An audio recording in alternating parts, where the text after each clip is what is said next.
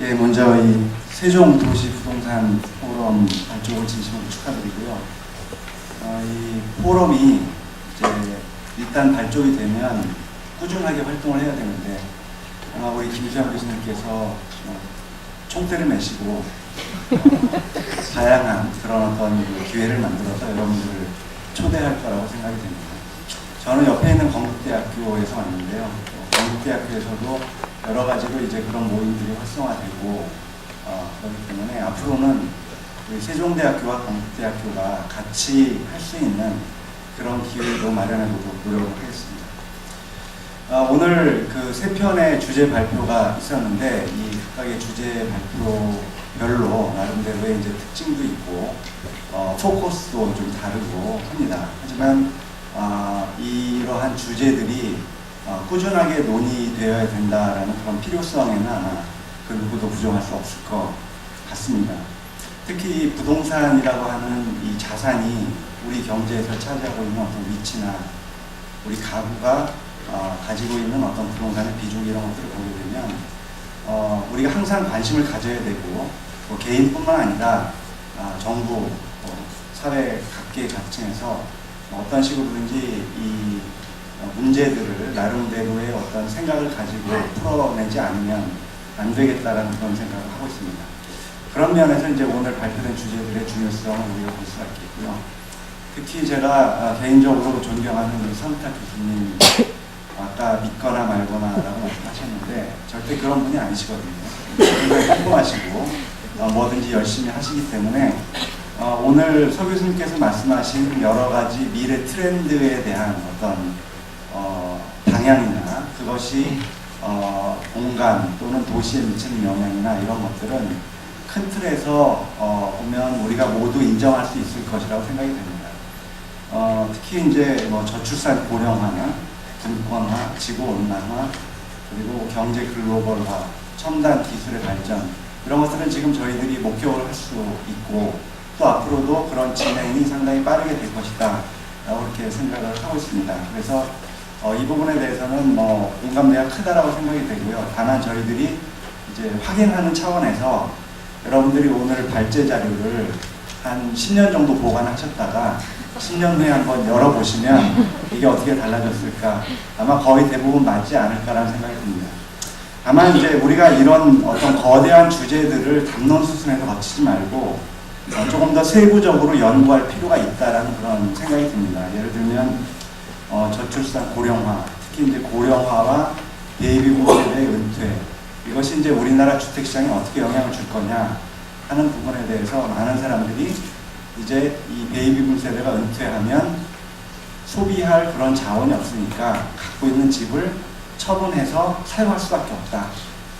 그러면 주택 공급이 늘어나니까 주택 가격이 폭락할 것이다. 이런 얘기들을 이제 많이 하고 있는데 사실 이 주제는 우리나라에만 있는 주제가 아니고 이미 이 고령화가 진행이 되고 있는 선진국에서는 상당 부분 상당히 구체적이고 과학적인 그런 방법을 가지고 연구한 그런 주제 중에 하나입니다. 그런 연구 중에 하나를 소개시켜 드리면 2000년 초반에 벤티와 와이즈라는 미국 경제학자들이 이 노인 가구들의 주택 결정 행태에 대해서 구체적으로 설문조사를 통해서 연구를 했습니다.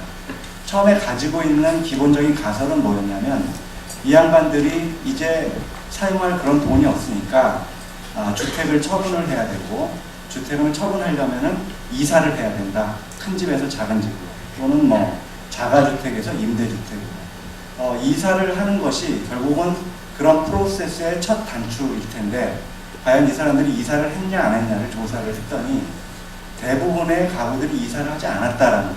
오히려 이사를 한 그런 노인 가구 중에 상당 부분은 더 비싼 집으로 이사를 했다라는 그런 실증 결과를 보여주고 있습니다.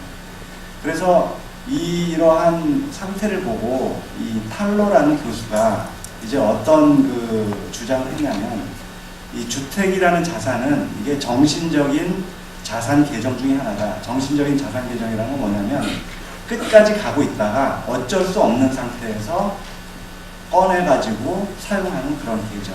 그거를 이제 정신적 자산 계정이라고 합니다. 그래서 주택 같은 경우에도 예를 들면 배우자가 사망을 했거나 본인이 예를 들어서 아주 치명적인 그런 질병에 걸렸거나 어쩔 수 없이 돈이 필요한 경우에 마지막으로 처분하는 것이지, 그렇지 않은 경우에는 모든 가구들이 끝까지 깨지 않고 보유하는 그런 자산 중에 하나다라는 그런 주장을 했습니다. 그래서 이런 예가 결국은 우리가 미래 트렌드에 나타난 여러 가지 상황들에 대해서 공감을 하지만 그런 것들을 조금 더 구체적이고 체계적으로 연구할 그런 필요성이 있다라는 그런 말씀을 드리고 싶고요.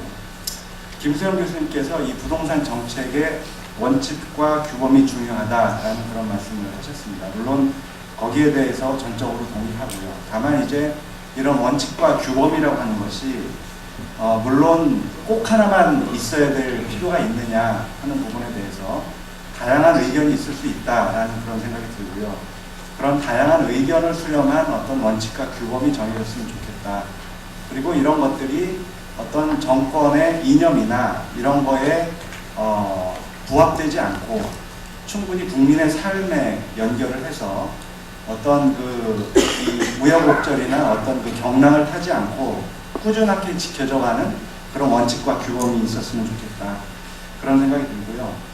마지막으로 이 다주택자에 대한 문제도 이제 상당히 논란이 많은 그런 주제 중에 하나입니다. 오늘 김수영 박사님께서 다주택자에 대한 어떤 인식을 새롭게 하자라는 그런 말씀을 하셔서 저는 개인적으로 좀 놀랐는데, 이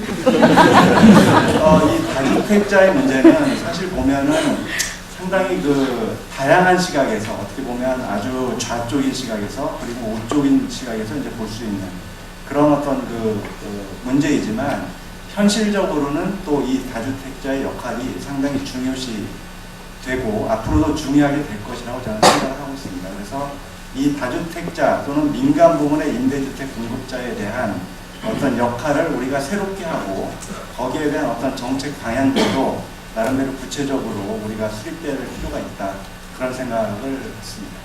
이상입니다. 네. 좋은 말씀 감사합니다. 마지막으로